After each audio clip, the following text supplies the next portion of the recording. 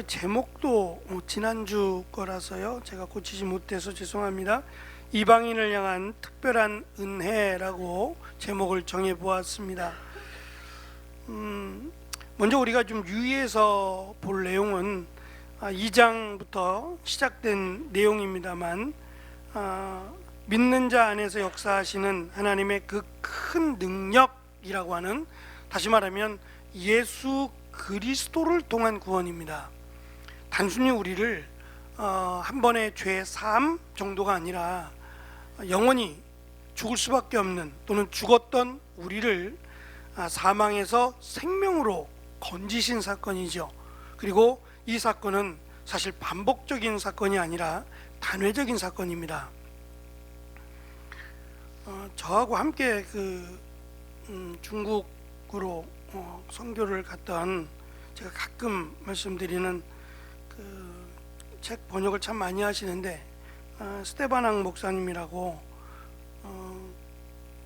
1년에 한 몇 차례 봅니다. 저기 인천 끝자락에서 지금 목회하시는데 자주 볼 수는 없고 1년에 한두 차례 이렇게 선교 모임이 있을 때 보는데, 요번에 SNS에서 요한 일서만 그분도 이제 설교가 끝나고 나면, 성경 공부나 설교가 끝나면 책을 늘 쓰세요. 저보다 먼저 시작을 하셨고 저보다 더 많이 쓰신 것 같아요. 근데 제가 놀란 거는 요한 일서 근데 페이지가 요한 일서가 5장이거든요 5장밖에 안 되는데 페이지가 540페이지인 거예요. 정말 궁금해요. 무슨 내용을 그렇게 쓰셨을까? 정말 궁금한 거예요. 보통 한 100여 페이지, 저도 다 하고 나면은 100페이지에서 200페이지 사이 정도 될 것 같아요. 새벽에 나눠드리는 것도 그렇고 양이 많지 않아서 그렇긴 한데, 이분은 좀 길어요. 한번 강의를 시작하시면 1시간 반 정도 하시거든요. 그거를 고스란히 그냥 다 원고에다 넣나 봐요.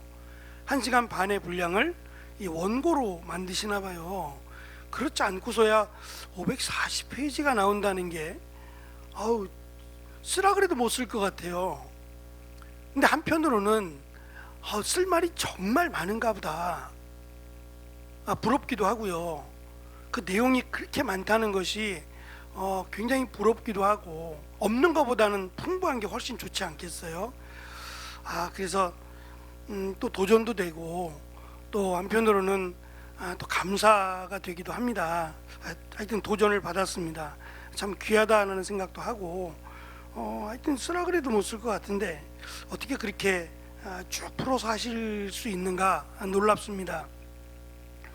1장 19절에서 믿는 자 안에서 역사하시는 하나님의 그 큰 능력은, 우리가 생각하는 하나님의 능력을 말하고자 하는 게 아니라, 바울이 펜을 든 이유, 복음을 든 이유는 하나입니다. 예수 그리스도에 대한 거예요. 이것이 단순하지 않은 것은 이제 내일부터 연결되는 요한 서신, 요한 일서에서 가장 큰 문제가 되는 것 가운데 이제 하나가 예수님의 성육신 문제예요. 예수님은 하나님이시다. 그렇다면, 예수님이 하나님이시면 예수님은 신이란 얘기잖아요. 거기까지도 돼요. 거기까지 그럴 수 있어요. 예수님이 하나님이시고 예수님이 신일 수 있다고요. 그런데 신이, 하나님이 인간으로 태어났다는 건, 이건 도무지 이해할 수 없는, 인간의 지식으로는 한계입니다. 어떻게 신이 인간이 돼요? 인간은 하나님이 만든 피조물이에요. 그럼 하나님이 만든 피조물이 됐다는 얘기밖에 안 되잖아요. 상식적으로 보면 하나님이 만든 피조물이 될 수 있냔 말이에요. 그러니까 이 부분이 이해가 안 되는 겁니다. 성령으로 잉태되었다라고 하는 설명이 없이는 도무지 이해할 수 없는, 그리고 납득할 수가 없죠. 지식적으로는 불가능한 거예요. 신은 신이고 인간이면 인간, 아니면 신 반 인간 반. 그래서 신적인 요소를 가지고 태어난 인간, 그 정도까지가 인간의 상식이었어요. 그래서 말씀드린 헤라클레스라든지 뭐 신의 아들로 태어난 신화 속에서 말입니다. 신화 속에서 태어난 뭐 신의 아들이라든지 이런 부분들은 충분히 그들 사이에서는 공감할 만해요. 그런데 더 나아가서 그 신의 아들, 그 신이 인간을 대신하여 죽는다는 것은 도저히 이해할 수 없는, 지식적으로 납득할 수 없는 부분이에요. 그러니까 오랜 시간 동안, 아니 뱃속에서부터 태어나서부터 하나님 말씀을 듣고 율법을 지키며 살아왔던 바울조차도 믿을 수 없었던 거죠. 그만큼 이 예수님께서 성육신에서 인간이 되어 오셨다, 하나님이 인간이 되어 오셨다라고 하는 것은 이건 뭐라고 설명할 수 없는 하나님의 특별한 은혜입니다. 지금 이 특별한 은혜가 이방인들만을 향한 건 아니에요. 유대인들에게도 특별한 은혜죠, 사실은. 그런데 지금 바울이 전하는 이 말씀을 듣는 이방인들이니까, 이방인들, 이 성도들이 지금 자신들이 얼마나 큰 은혜를 받았는지, 특별히 차라리 유대인들보다 나을 수도 있어요. 차라리. 하지만 유대인들의 생각에는 자기들은 이미 하나님의 백성, 하나님의 택하신 백성, 하나님의 자녀 뭐 등등 율법이라든지 선지자들을 통해서 하나님의 은혜를 받았던 사람들이라고 하는 기득권을 가지고 있었어요. 그 반면에 이방인들은 전혀 하나님을 몰랐던 사람들이잖아요. 그러니까 그런 면에서 이방인들, 너희들이 받았던 은혜를 감사함으로 또는 깊이 기억해야 된다라고 하는 강조를 오늘 말씀 속에서 하고 있습니다. 2장 4절부터 10절 앞에서 하나님의 주도적인 은혜로우심으로 말미암아 허물로 죽은 너희를 그리스도와 함께 살리셨고 그리스도 예수 안에서 함께 하늘에 앉히셨으니 이는 너에게서 난 것이 아니요 하나님의 선물이며 행위로 말미암은 것이 아니니 자랑치 못하리라 라고 하는 말씀을 지난 시간에 나누었습니다. 그러니까 이것이 다 하나님의 주도적인 은혜예요. 그러니까 우리의 공로나 우리의 어떤 노력으로 받은 주어진 것이 아니라 하나님의 무조건적인 은혜입니다. 그래서 자랑할 수 없어요. 내가 이래서 하나님의 구원을 받았고 이렇게 해서 그리스도와 함께 앉혔다라고 하는 것을 자랑할 게 없다는 거예요.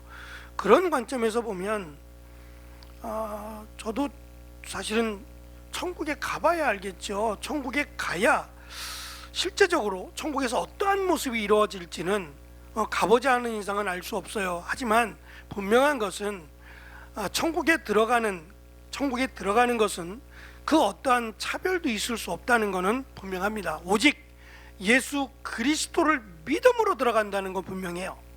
살아온 삶은 다를지라도, 예를 들면 예수님과 함께 십자가에 달렸던 강도, 그는 정말 마지막 죽기 전 마지막에 예수님을 믿음으로 나와 함께 낙원에 이르리라고 말씀하셨으니까 그도 구원을 받았어요. 태어날 때부터 이렇게 복음을 전했던 사람들, 목숨을 걸고 복음을 지켰던 사람들, 바울과 같은 사람들도 구원을 받았죠. 근데 이제 구원을 받은 거는 다 바울이나 강도나 다 예수 그리스도를 믿음으로 받았습니다. 그 다음에 마치 하나님의 나라에 들어가서의 우리가 말하는 상급은 저도 뭐라고 딱 말씀드리기가 어려워요. 그러니까 그 부분에 대해서는 성경은 정확하게 설명하지 않아요. 그러니까 내가 이 땅에서 하나님의 영광을 위해 살았던 그 삶, 하나님을 기쁘시게 했던 삶, 사실은 그거로 우리는 만족할 수 있어요. 내가 조금 더 하나님의 영광을 위해 살았다. 그것이 나에게는 기쁨이고 나에게는 영광이죠. 근데 그것이 비록 이 땅에서 사라질, 이 땅에서 살아온 삶의 가치지요. 근데 이것 때문에 구원받은 것도 아니고요. 그리고 이것 때문에 하나님의 나라에 들어가서 차별을 받게 된다? 라고 한다면 그 역시도 하나님의 나라에 차별이 있다? 라고 한다면 이것도 이해하기 쉽지 않은 부분인 것 같아요. 어쨌든 바울이 지금 강조하는 것은 하나님께 받은 유대인들도 포함하고 이방인들도 포함해서 예수 그리스도를 믿음으로 받은 하나님의 특별한 은혜라고 하는 것을 강조하면서 특별히 이방인들에게 지금 문제가 제기가 됐어요. 이제 오늘 말씀해 보면 이 할례에 대한 문제가 등장을 해요. 아마도 이 부분은 이 보여지는, 그러니까 겉으로 드러나진 않지만 이 보여지는 하나님의 약속, 하나님의 언약을 몸에 새긴다는 의미에서의 할례거든요. 아마도 이것을 유대인들은 굉장히 많이 강조를 해왔어요. 초대교회도 그랬죠. 초대교회에도 할례의 문제가 있었어요. 그래서 초대교회 사도들을 이방인 지역에 보내서 나중에는 이방인들은 할례 받지 않아도 된다라고 하는 공식적인 선언이 있기 전까지만 해도 유대인들은 이 할례가 마치 하나님의 백성된 표식으로 생각을 해왔단 말입니다. 이방인들은 뭐 전혀 상관이 없죠. 아브라함 때부터 시작된 거니까 이방인들에게는 이 할례가 뭐 전혀 관련이 없는 그런 일입니다. 12절의 시작을 보시면 그때의 너희는 11절 12절이 아니라 11절은 그러므로 생각하라 라고 하는 말로 한글 성경도 시작하고요. 또 헬라어 성경도 그러므로 기억하라 라고 시작합니다. 명령어입니다. 기억하라, 생각하라. 생각하라고 되어 있지만 사실은 기억하라는 거예요. 잊지 말라는 거죠. 그것은 너희는 그때에 라고 하는 표현과 13절에 이제는 이라고 하는 이 두 개의 표현이 대조하고 있어요. 그때는, 너희는 그때, 그러니까 하나님을 알지 못하던 때에, 그때에는 어찌 보면 육체적으로는 이방인이고 또 그리스도 밖에 있었고 하나님을 전혀 알지 못하던, 그래서 소망이 전혀 없는 하나님의 심판 아래 놓여 있는 사람들이었다는 거예요. 그런데 이제는 예수를 그리스도로 믿음으로 이제는 하나님의 자녀가 되었어요. 그러니 뭐 유대인들이 할례를 받았다고 해서 그것에 대해서 부러워하거나 그것 때문에 손해를 보거나 하는 일들은 없을 거라는 거죠. 그러니까 유대인들도 이방인들도 마찬가지로 할례라고 하는 것은 글쎄요, 구약에서는 하나님의 백성된 언약된 표식이었다면 신약 시대에서는 문제는 그것이 이제 죄를 짓지 않게 하기 위한 또는 하나님의 백성으로 살아가기 위한 하나의 표식이었기에 전 나쁘다고 볼 수는 없을 것 같아요. 예를 들면 우리가 이 땅에 지금 이 시대에 살아가면서 십자가 목걸이를 조금 나무로 만든 그런 거 있잖아요. 나무로 만든 십자가 목걸이 같은 거, 큰 것을 이렇게 목에 걸고 다닌다. 누가 뭐라고 하겠어요? 왜 그거를 걸라고 누가 말하겠냔 말이에요. 문제는 이거를 걸고 내가 어떠한 행동을 하느냐가 문제죠. 차라리 걸지 말든가. 이걸 걸었다면 이 십자가 목걸이에 부끄럽지 않게 살아가야죠. 할례를 했다면 그것을 했다 그래서 구원을 못 받고 하지 않았다 그래서 구원을 받고 그런 문제도 아니잖아요. 하는 것, 뭐 그거에 문제가 되겠냐 말이에요. 이것을 할례를 함으로 구원을 받는다는 게 잘못된 거지, 할례를 했다 그래서 문제가 생기는 건 아니에요.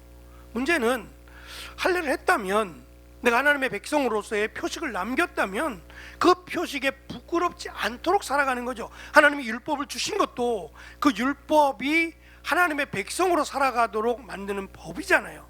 그러면 안 받았다면 모를까, 받았다면 그 율법대로 살았어야죠. 근데 이스라엘 백성들은 살지 않았어요. 오히려 이방인들보다 더하면 더하지 덜하지 않았을 거란 말입니다. 그래서 우리가 요나서에서 본 것처럼, 물론 북이스라엘이기 때문에 그러기도 하지만 요나서에서 니느웨가 멸망을 당한, 하나님의 심판을 받을 만했어요. 그들의 죄악이 하늘에 닿았으니까 하나님이 심판해도 누구도 뭐라 하지 않을 만큼의 죄악이 있었다고요. 그래서 요나를 통해서 하나님이 회개할 기회를 주셨어요. 요나는 그것조차 싫어서 숨어버렸고 심지어는 바다에 빠지기도 했죠. 결국 요나가 지나가면서 마치 대충 안 하면 막 독수리 뱃속에 가둬놓을 것 같으니까 대충 지나가면서 40일이 지나면 니느웨가 멸망한다 라고 하는 간단한 메시지만 전하고 갔어요. 그런데 이 메시지를 들은 니느웨가 정말 회개합니다.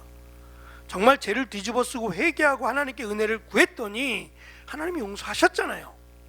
그 다음이 이제 요나는 아무리 하나님이 그렇게 용서를 해도 멸망하실 거야 라는 거예요. 왜? 이스라엘의 적국이고 이스라엘의 원수니까 그것만으로도 하나님이 멸망을 하실 것이다 라고 기대를 한 거예요. 그래서 돌아가지 않고 언덕 위에 올라가서 멸망되기를 기다리고 있었어요. 하나님께서 요나에게 말씀하신 것은 정신 차리라는 거예요. 이스라엘은 지금 북이스라엘은 정말 하나님 앞에 거룩하고 또 하나님 말씀대로 순종하느냐? 결코 그렇지 않거든요. 너희도 만만치 않다는 거예요. 요나가 니느웨가 멸망하는 것처럼 북이스라엘도 멸망할 정도라는 거예요. 그러면 요나는 빨리 가서 이스라엘에게 북이스라엘에게 회개하라고, 정신 차리고 하나님 앞에 회개하지 않으면 하나님이 우리를 심판하신다라고 전해야 되는 겁니다. 근데 요나는 또 북이스라엘은 그렇게 생각한 거예요. 설마 우리는 괜찮겠지, 우리는 멸망하지 않을 거야 라고 하는 생각 말입니다. 저는 이게 제일 무섭다고 생각을 해요. 신앙생활을 오래 한 것이 신앙생활을 오래 한 것이 나를 지켜주리라. 어찌 보면 맞지만 어찌 보면 그것이 나를 지켜주지 않아요.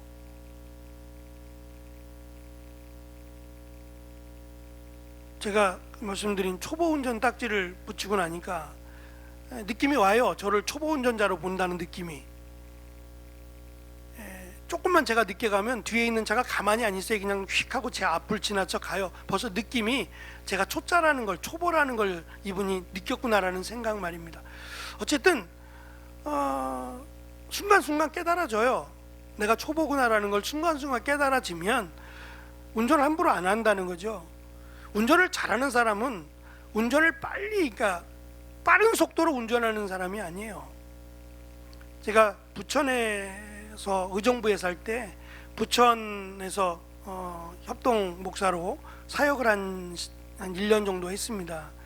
그때 제가 그 조그마한 차를 타고 다녔어요. 마티 땡이라고 하는 차를 타고 다녔는데 뭐 속도도 그렇게 막 많이 나는 차는 아니지만 제가 한번 시간을 재봤어요. 부천에서부터 의정부까지 집까지 외곽순환도로를 타고 가거든요. 그러니까 신호등이 있는 것도 아니고 밟으면 밟는 대로 갈 수 있는 거예요. 근데 거기가 100km거든요. 지금은 80km도 있고 막 그렇지만 100km였던 것 같아요. 그래서 100을 놓고 달릴 때와 120을 놓고 달릴 때를 테스트를 한번 해봤어요. 왜냐하면 차들이 너무 빨리 달리니까 아니 저렇게 빨리 달린다고 얼마나 차이가 날까? 라고 하는 궁금함이 생겨서 120을 밟고 한번 가보고 그냥 100 정규 속도를 놓고 밟고 가봤어요. 시간을 딱 재보니까 뭐 먼 거리는 아니니까 한 50km 정도 되는 것 같아요. 부천 제가 사역했던 곳에서 집까지 거리가 한 50km 정도 났던 것 같은데요. 집에까지 딱 걸리는 시간 20분 차이 나더라고요. 많이 나는 건가요? 근데 그 20분의 목숨을 거는 거예요. 100하고 120은 완전히 다릅니다. 차 속도 차이가 많이 나요. 벌써 느낌이 다른데 그 20분을 빨리 가서 뭐 하자고요? 20분 빨리 가서 글쎄요 손 씻고 그러고 나면 20분 아니겠어요? 근데 그거를 이제 성격인 것 같아요. 운전도 습관이고 성격인 것 같아요. 운전대만 잡으면 막 빨리 몰아야 되는 그 습관이 그래서 그런지 모르지만 목숨을 거는 거잖아요. 너무 위험하지 않아요? 안전하게 운전하는 것이 저는 운전을 잘한다고 생각해요. 빨리 하는 사람이 운전을 잘하는 사람이 아니고요. 그거는 위험하게 운전하는 사람이라고 불러야죠. 제대로 된 정규적인 속도를 가지고 안전하게 운전하는 사람이 운전을 잘한다라고 저는 생각합니다. 마찬가지인 것 같아요. 신앙생활을 오래 하는 거 정말 귀하고 좋은 겁니다. 그런데 신앙생활을 오래 한 것보다 오래 한 사람과 신앙생활을 한 지 얼마 안 된 사람과 비교를 해서 얼마 안 된 사람이 더 바르게 더 제대로 신앙생활하고 있다라고 생각하면 이것도 좀 생각해 봐야 되지 않나? 라는 생각이 들어요. 그러니까 신앙생활을 오래 한 우리는 늘 긴장감을 사실은 좀 가져야 돼요. 내가 제대로 신앙생활하고 있나? 라고 하는 긴장감 말입니다. 그래서 때로는 잘하는 노트 쓰고 계시죠? 한 번쯤 얘기해 봐야 되겠네. 자기를 점검하는 거예요. 내 신앙을, 내 모습을 한 번씩 점검해 보는 건 참 귀하다 생각이 듭니다. 이것이 나를 돌아볼 수 있는 기회가 충분히 되잖아요. 바울은 지금 이들에게 이 특별한 은혜를 말하는 이유가 너희들은 정말 특별한 은혜를 받았어 라고 해서 그걸 강조하기 위함이라기보다는 정신 차리라는 의미에서 하나님의 더 큰 은혜, 다 은혜인데 그래도 너희들은 더 큰 은혜를 받았으니까 더 하나님의 은혜 앞에 감사라는 마음에서 이 말씀을 전하고 있는 겁니다. 3페이지 보시면 바울은 한때 자신이 8째 날, 8일째 되는 날 할례를 받아요. 이 8일째 되는 날 할례를 받았다는 사실에 대한 자부심도 있었고, 예수님 믿기 전입니다. 회심하기 전에 할례를 매우 중요하게 여기던 사람 가운데 하나였을 거예요. 그러나 그리스도인이 된 후 예수님을 믿고 나니까 할례가 무의미하다는 걸 깨닫게 돼요. 특별히 어떠한 면에서 구원과 관련해서는 정말 무의미하다는 걸 깨닫게 됩니다. 그러니까 내가 할례를 통해서 조금이라도 기득권을 얻고자 한다면 차라리 받지 않는 게 낫다는 거예요. 그것이 오히려 하나님 앞에 은혜가 되기보다는 오히려 나의 수고와 나의 노력과 나의 어떠한 것이 구원을 받는데 조금이라도 도움이 될 수 있다라고 여겨지기 때문에 바울은 이 모든 것들을 차라리 버리는 쪽으로 가닥을 잡았던 겁니다. 바울이 에베소서뿐만 아니라 바울 서신에서 강조하는 할례는 육체적이고 외적인 것일 뿐 그 이상은 아닙니다. 또 나아가서 상당히 부정적입니다. 그래서 할례가 오늘 말씀에도 보면 손으로 행해졌다라고 하는 표현을 통해서 단지 인간의 행위일 뿐만 아니라 하나님의 일과는 대조적이다라는 점을 강조합니다. 그래서 할례를 강조하는 유대인들, 마치 할례를 받아야만 하나님의 백성이라고 생각하는 그들의 잘못된 생각, 그것이 얼마나 어리석은 생각인지를 바울은 가르치길 원해요. 그래서 할례를 받지 않았더라도 그것 때문에 자기가 불이익을 당한다든지 그것 때문에 혹시 구원에 미치지 못한다든지 이런 생각을 갖지 말라는 거예요. 전혀 그것과는 상관없습니다. 오히려 예수님을 믿는 그 믿음 하나면 우리는 구원을 받습니다. 거기에 감사하라고 말씀합니다. 구약 성경에서 모세와 선지자들은 하나님께서 자기 백성을 바라보시는 할례 또는 마음의 정결에 대해서 말씀을 들었어요. 그러니까 할례라는 것이 육신적으로 남자들 경우에 육신적으로 몸에 행해지는 할례만이 아니라 성경에서는 마음의 정결함을 의미했어요. 그러니까 육신적으로 할례를 받았다면 내가 할례 받은 자라고 하는 걸 생각하고 살아가라는 거예요. 하루에도 몇 번씩이라도 내가 하나님의 백성이야, 내가 하나님의 선택받은 자야 라고 하는 생각을 가지고 살아가라는 것은 죄를 짓지 말라는 거예요. 그러니까 육체적 할례는 이 마음의 정결도 연결되어 있다라는 점이에요. 그러나 예수님께서 말씀하신 참 할례라고 하는 것은 이 골로새서 2장 11절에서는 이렇게 바울이 설명합니다. 육체의 몸을 벗는 것, 이것을 할례라고 설명을 해요. 새로운 할례 말입니다. 그러니까 이 육체적인 할례는 유대인들은 태어난 지 8일째 남자들은 다 할례를 행하는 것이고, 그것 때문에 구원을 받느냐 안 받느냐 그거는 별 의미 없어요. 할례를 행해도 되고 안 해도 돼요. 그건 중요하지 않다는 거예요. 진짜 중요한 것은 이제 진정한 할례라는 게 있다는 거예요. 진정한 할례 만들어낸 건데, 진정한 할례가 있다면 이것은 우리의 육체의 몸을 벗는, 그러니까 영적인 할례로서의 정결함을 의미합니다. 그건 예수 그리스도를 믿음으로 육체에 대한 한계를 벗어버리는 것, 이것을 새로운 의미에서, 새로운 질서 안에서 참 할례라고 바울은 설명합니다. 그러니까 골로새 교회에도 할례의 문제가 있었던 거예요. 왜냐하면 소아시아 지역에 살고 있던 유대인들은 다 이 문제를 걸고 넘어졌어요. 거짓 교사들이라고 하는 유대인들인데, 대부분 이 유대인 거짓 교사들은 자신들이 가지고 있었던 율법이나 또는 할례나 이런 기득권들을 가지고 자기들이 우위적인 위치에 있다고 자꾸 주장을 했어요. 로마 교회도 마찬가지고, 유대인들은 뭐 이방인들이 성령을 받고 이방인들이 하나님의 은혜를 받고 이런 거를 무시할 수는 없지만, 그럼에도 불구하고 우리보다 못한, 우리보다 적은 이런 식으로 생각을 해왔기 때문에 바울은 그렇지 않다라는 것을, 너희들은 오히려 더 큰 특별한 은혜를 받았다라는 식으로 설명을 합니다.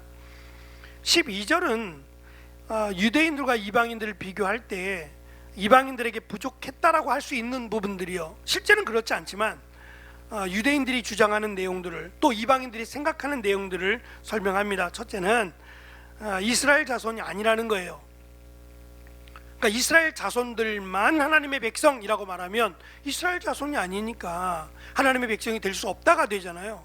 그러니까 그런 면에서 자신들의 부족한 점을 말할 수 있겠죠. 이스라엘 자손이 아니다. 두 번째, 이스라엘 백성들에게 약속하신 복의 기업도 받을 수 없다. 그러니까 아브라함을 통해서 하신 약속, 그 약속이 이스라엘 백성들에게만 해당이 된다면 이방인들에게는 그 약속, 그 기업을 받을 수 없죠.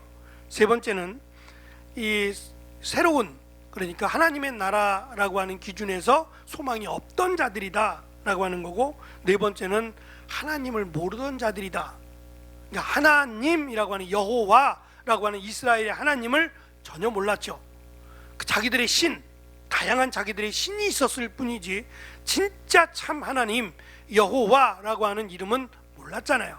그러니까 이런 부분들이 유대인들을 놓고 비교해 보면 한없이 부족하고, 마치 이것 때문에 하나님의 자녀가 되기에는 부족하거나 또는 구원받기에 좀 합당하지 못한 이런 식으로 자꾸 주장을 해왔고, 이방인 성도들도 그렇게 생각을 해왔던 거예요. 근데 이제 그렇지 않다라고 하는 것을 결정적으로 마지막 13절에서 설명을 합니다. 그때 너희는, 과거와 13절에 이제는 이라고 하는 현재를 대조해서 반전을 이루어냅니다. 이방인들은 이스라엘과 그들의 하나님으로부터 분리된, 박탈당한 이방인에 불과했지만 이제는 그리스도의 대속을 통해 그에게, 하나님에게 가까워졌다라고 설명을 해요. 요거는 이제 언어적 유희인데, 가까워졌다라고 하는 표현은 나중에 에베소서 1장 7절에서도 강조한 바가 있는데요, 같이 한번 읽어보겠습니다. 1장 7절 말씀입니다. 맨 마지막에 있네요. 읽어보겠습니다. 시작.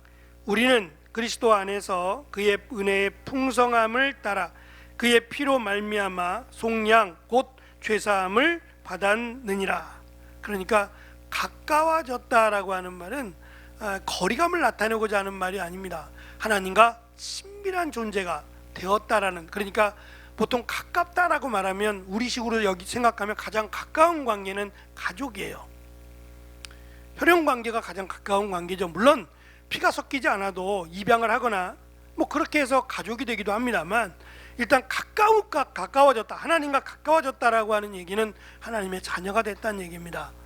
그 자녀가 된 것은 예수 그리스도의 대속으로, 피로 말미암아 하나님의 자녀가 됐기 때문이죠. 그러니까 유대인들만, 구약 때부터 선택받았던 유대인들만 하나님의 자녀가 된 게 아니라 이방인들도 비록 하나님을 알지 못했고 또 약속의 기업도 받지 못했고 또 이스라엘 백성도 되지 않았지만, 그들 역시도 예수 그리스도를 믿음으로 그 피로 말미암아 하나님과 가장 가까운 관계인 자녀가, 하나님의 자녀가 될 수 있었다라고 하는 것을 바울은 강조합니다. 결국 이 말은 그들의 거짓된 말에 현혹되지 말라는 거예요. 그들은 뭐 얼마든지 현혹시킬 수 있고, 앞에서 말씀드린 내용이지만 거짓 교사들 또는 이단들의 목적은요, 자신들의 이익이에요. 지금껏 등장했던 이단들 다 똑같아요. 자신들의 이익입니다. 자신들의 이익을 위해서 말씀을 사용하는 거예요. 이용하는 거죠. 자기들 마음대로 바꾸고 그래서 마치 문제가 있는 것처럼 성경에 나타난, 성경에 기록된 이 말씀이 문제가 있는 것으로 만들어요. 왜냐하면 어차피 우리에게는 이해가 안 돼요. 말씀드린 예수님이 인간이고 예수님이 하나님이다, 그 하나님이 인간의 육신으로 이 땅에 오셨다, 이게 어떻게 이해가 되겠냔 말이에요. 그래서 문제가 있다고 얘기해요. 그리고 오히려 자기가 예수라고, 자기가 구원자라고 이야기해요. 그러면 얘기하고 끝인가요? 자기를 믿으라고 할 것이고, 자기를 믿으라고 하는 것은 결국 자기가 원하는 목적을 이루는 겁니다.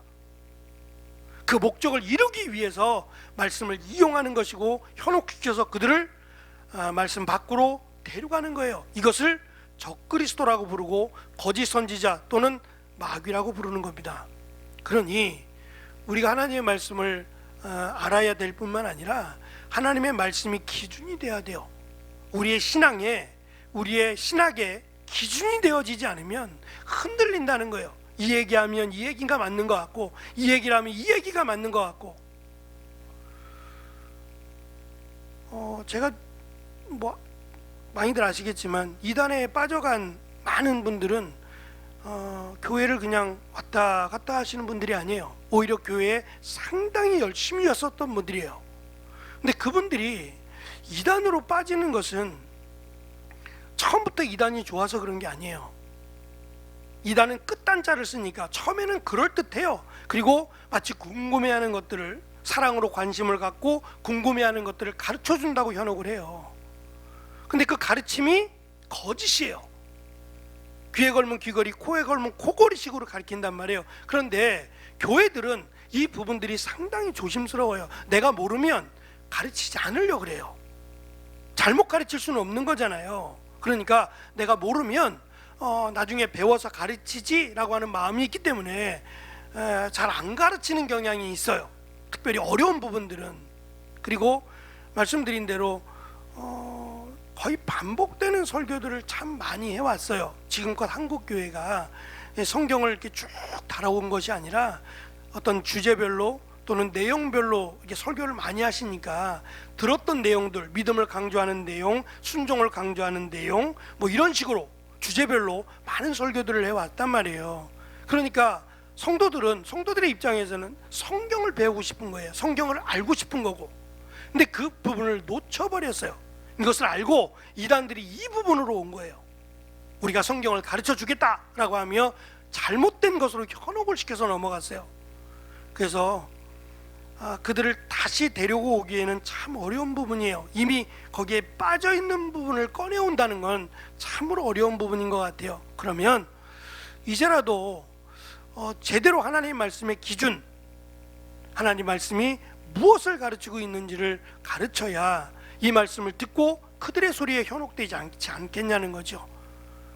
잘못된 것에 귀를 기울이지 않고 단호하게 그건 아니다 라고 말할 수 있지 않겠냐는 거예요. 그것이 저는 대비하고 예비하는 일이라고 생각합니다. 어쨌든 에베소 교회에도 많은 문제가 있었어요. 특히 신학적으로 거짓 교사들이 들어와서 할례의 문제로 휘젓고 또는 성육신의 문제로 또 한바탕 휘젓고 난리가 아니었어요. 이것 때문에 한 사람이 나가고 두 사람이 나가고 하는 부분들이 에베소 교회만 있었던 게 아닙니다. 많은 교회들이 그런 아픔과 고통이 있었어요. 교회가 서로 다르다, 신학이 다르다라는 문제로 서로 싸우고 하는 일들이 어제 오늘의 일이 아닙니다. 굉장히 오랜 시간 동안 이어져 왔던 일이에요. 그러니까 결국 이 싸움을 중단하는 것은, 옳고 그름을 딱 정확하게 규정 짓는 것은 말씀이에요. 말씀을 제대로 정확하게 해석을 해야 이 말씀이 어디까지가 옳으냐라고 하는 것을 제대로 우리가 알 수 있기 때문이죠. 그래서 바울은 이 부분에 굉장히 많이 신경을 씁니다. 그래야 다르게 잘못 미혹되게 전하는 자들을 단호하게 끊을 수 있기 때문이에요. 그래서 바울은 에베소 교회를 통해서 가장 문제가 많았던 교회 중에 하나인 에베소 교회를 통해서 특별히 거짓 교사들이 잘못 전하고 있는 특별히 할례에 대한 부분을 통해서 절대 할례는 우리의 구원의 영역을 침범하지 못한다.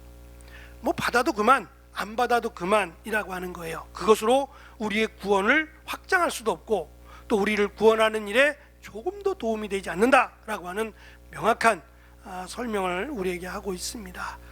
이 말씀이 제가 어릴 적이에요. 주일학교 때 또는 중고등학교 때만 해도 교회에서도 할례를 행해야 되느냐 말아야 되느냐에 대한 게 이슈가 됐었어요. 아마 그때는 대부분 했을걸요. 왜냐하면 성경에 나왔으니까. 성경에서 마치 할례가 하나님의 백성된 표식이라고 목사님들이 많이 설교했거든요. 이제 그러다 보니까 그냥 뭐 하여튼 애들이 자라거나 뭐 초등학생이 되거나 중학생이 되거나 방학 때만 되면 특히 교회 다니시는 분들은 다 그냥 병원에 데려갔어요. 뭐 여러 가지 건강상의 이유로 뭐 등등등 해서 교회를 안 다니시는 분들은 안 데려가는 것 같아요. 교회를 다니시는 분들이 성경에서 이미 할례에 대한 부분과 그리고 마치 하나님의 백성된 표식이라고 자꾸 말씀을 듣다 보니까 내 아들이 믿음이 없어도 이 할례만 받으면 마치 하나님의 자녀로 자랄 것 같은 기대감으로 그랬는지 모르지만 그랬어요. 그래서 굉장한 유행이었어요. 근데 하여튼 중요하지 않습니다. 뭐 건강의 문제라면 관심을 가질 만합니다. 그러나 그것을 제외하고는 아무런 문제 관련이 없습니다. 특히 신앙생활과는 아무런 관련이 없다. 그러니까 구원과는 더더욱 관련이 없다라고 이해하시면 좋을 것 같습니다. 기도하겠습니다.